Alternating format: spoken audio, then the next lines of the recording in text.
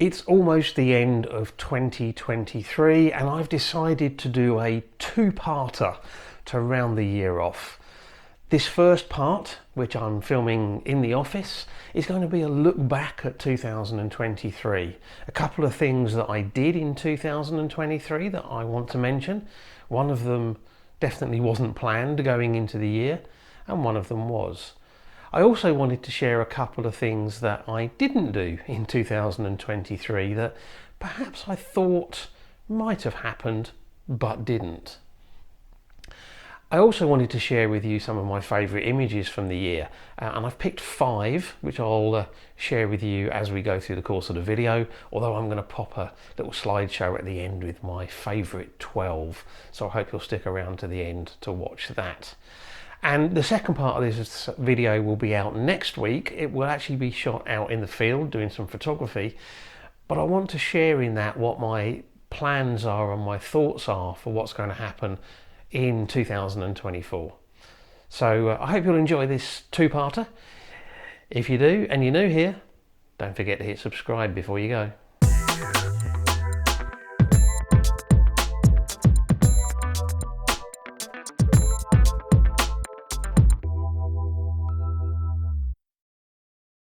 Hi everyone, thanks for joining me for this look back at 2023, and I'm going to kick off straight away with the first of my 5 favourite images from the year.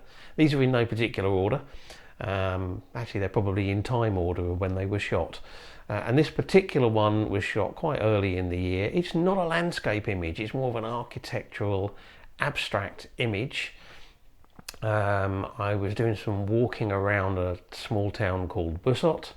I came to a place which is actually an old laundry, and this image just appeared to me as I was looking at shapes and light and lines and patterns, and I loved it at the time and I still love it now. So this is the first of my favourite images from 2023.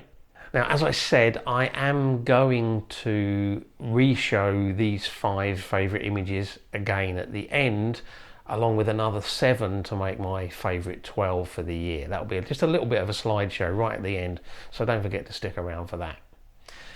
But let's talk about the first of the things that I did this year that I want to mention. It was actually quite a big thing, and going into the year it wasn't planned. Because if you watch this channel over the summer months, you'll know that I moved house. We hadn't planned to move this year, we'd actually planned to move next year, but circumstances changed and we ended up having to move this year. So we spent a lot of the first part of the year trying to decide where we were going to move to, and then trying to find a property, and then of course buying it and moving into it. All took up a lot of time. Some major plus sides for us on the life front, and on the photography front, it's opened up a lot of new possibilities and lots of new locations, or locations that are much easier for me to get to.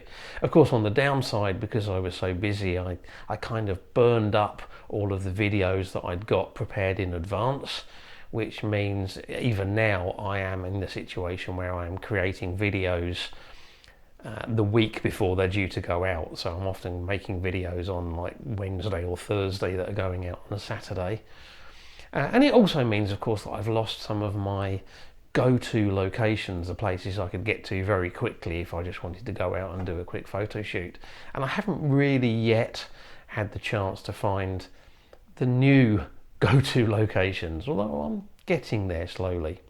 Now, one of the locations that I had been to before, but it wasn't a convenient place to go very easily in my old location, in my old home, is actually much closer to me now, and it's the Pink Lake at Torrevieja. And I actually had never done an early morning shoot there until I moved here, and it was a shoot that I did towards the back end of the summer. Went there early morning and I had some really nice conditions, and that generated the second of my favourite 5 images for this year, which is this one. Long exposure image, shot very early in the morning. In fact, I got quite a number of images on this shoot that I really love, and it was a struggle to pick a favourite, but I think this one is probably the best for me at the moment anyway. Now let's talk about something that I kind of half expected I would do this year, but I didn't. I've been shooting with the little Canon M50, which I originally bought as a video camera. I've been shooting with that for a few years now. When I stopped using the big Nikon DSLR and the big lenses to avoid recurring back problems from carrying it around. And it was only ever intended to be a temporary solution. I never intended to shoot with it long term. And I kind of half expected that at some point this year I would change. I would buy a new camera and new lenses to replace this. And I haven't. And the reason I haven't is this is still doing everything that I want it to do, including allowing me to carry a whole range of lenses, which gives me a lot of creative choice, while not having to lug a lot of weight around if I'm walking any distance. I kind of half expected that I would have bought a new camera this year, but I haven't. So you can expect to see this one in photo shoots going forwards. Now, having said that, my next favourite image wasn't shot with this camera. I decided to break out the old Nikon D810 and the big Tamron 150-600 lens to see if it provided me with a good solution for wildlife photography. And I took it out, did some photography with it at El Fondo Natural Park, and I did some pictures of flamingos and things like that.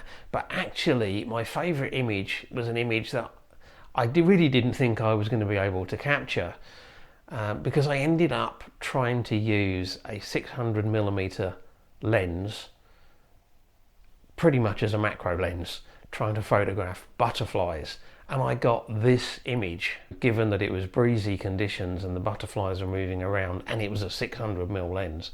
I was really delighted with the way this one came out.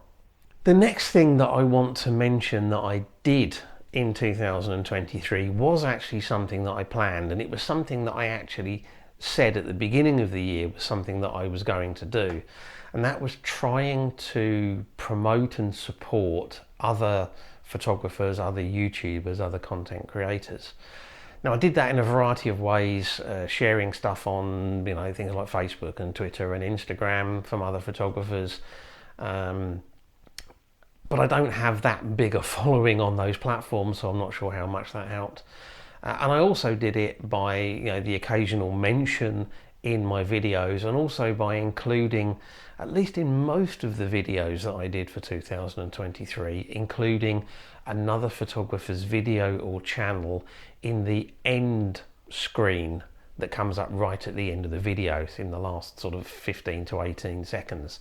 And again, I'm not sure how effective that's been, because I've got a sneaking suspicion that people tend to switch off before they get to that point. They maybe don't watch that far. Let me know, do you watch to the end? And if so, do you ever click on those recommended viewings? And now on to number 4 of my 5 favourite images, and this was shot down at Guardamar del Segura near the sea. It was a coastal scene. I'd done some shots over on the sort of the marina wall that extends out, but on this particular occasion I went to a different location, the other side of the river, the Segura River, and again this was the very first image shot early in the morning on what turned out to be an absolutely gorgeous morning of sunrise with colours and textures and all the rest of it. But this one was a 4-minute exposure shot looking out along the little breakwater that I was on, with the big harbour wall in the background and a gorgeous sky. And now on to another thing that I didn't do this year that I had actually intended to do, or I didn't do much of, and that is trying out new techniques. In 2022, I did a lot of trying out new techniques with infrared and ICM and all sorts of other bits and pieces, and I fully intended to continue that in 2023, but it just didn't work out somehow. I just didn't end up doing that much of it. So I tended to stick to more conventional photography or things that I'd already tried. Although right at the end of the year, or well, a few weeks ago, I actually did play around with double exposures. Now, as I explained in that video, the camera that I choose to shoot with, the little Canon M50, doesn't do in-camera double exposures, so I did these using Photoshop. And I only played around with a couple of images, and I did it basically because I had a cold and I didn't feel like going out. At the time, I thought one of the images worked better than the other. Over a period of time and looking at those images again, I've changed my mind completely, and I think the second image that I did was actually much more effective. It creates a real kind of abstract feel to it. 5 favourite images from the year, 2 things that I did, 2 things that I didn't do, and that's it. There's a slideshow coming up at the end of this video, as I've already said, with those 5 images again, but also 7 more that were contenders or honourable mentions or whatever you want to call them. And don't forget that next week, which will be after Christmas but before the new year, I'm going to be out in the field doing some photography and telling you what I'm planning to do and what I'm planning to change potentially for 2024. So don't forget to tune in for that. And I just want to say a big thank you for watching, and I hope you have a fantastic Christmas, holiday season, whatever you want to call it. Just enjoy yourself, and I'll look forward to seeing you in the next one, which will be just before the new year. 30th, I think it comes out. Here's the slideshow. Thanks for watching. Bye.